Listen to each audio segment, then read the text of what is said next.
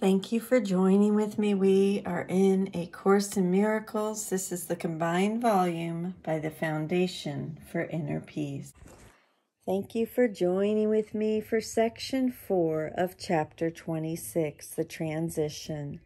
This is section 4, where sin has left. Forgiveness is this world's equivalent of heaven's justice. It translates the world of sin into a simple world, where justice can be reflected from beyond the gate behind which total lack of limit lies.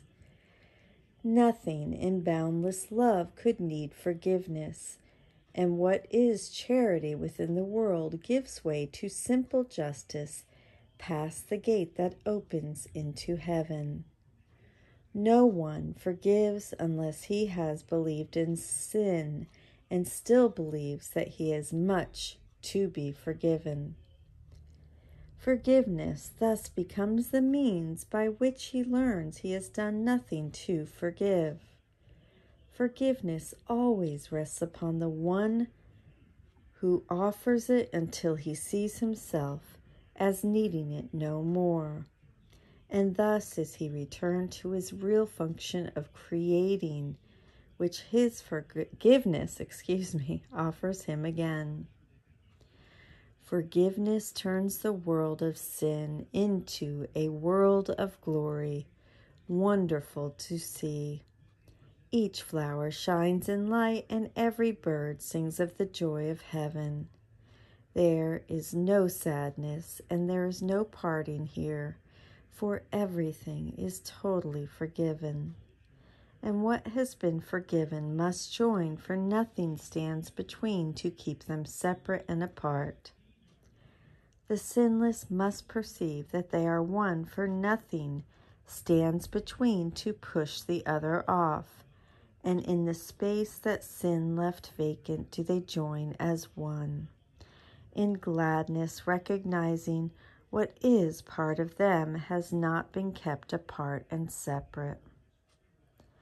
The holy place on which you stand is but the space that sin has left, and here you see the face of Christ arising in its place. Who could behold the face of Christ and not recall his Father as he really is?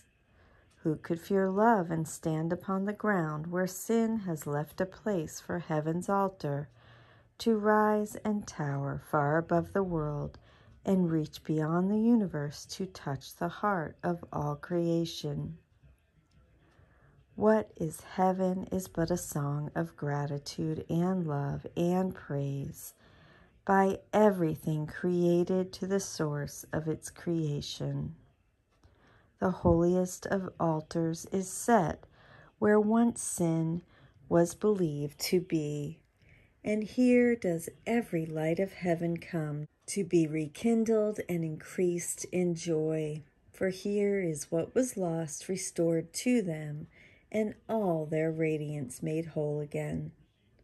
Forgiveness brings no little miracles to lay before the gate of heaven. Here the Son of God himself comes to receive each gift that brings him nearer to his home. Not one is lost, and none is cherished more than any other. Each reminds him of his Father's love as surely as the rest, and each one teaches him that what he feared he loves the most. What but a miracle could change his mind so that he understands that love cannot be feared?